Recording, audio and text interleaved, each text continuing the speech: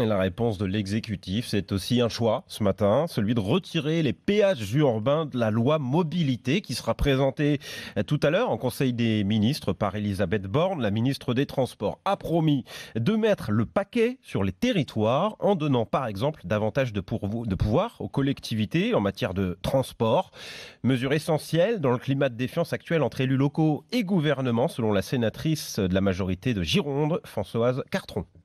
Moi, je crois que c'est une très bonne mesure. Là, les élus la demandent. On ne peut pas avoir une réponse nationale. Il faut des réponses en fonction des particularités de territoire. Il y a des endroits où on peut développer un réseau, par exemple, ferré de ceinture. Et puis, il y a d'autres endroits où il va falloir multiplier les différents modes de transport. À eux de le décliner territoire par territoire. Les maires ne sont pas forcément totalement braqués, mais ils ont le sentiment d'être ignorés. Donc, si on leur redonne la main, ça prouve que la ministre a entendu ce que souhaitaient les élus dans leur territoire.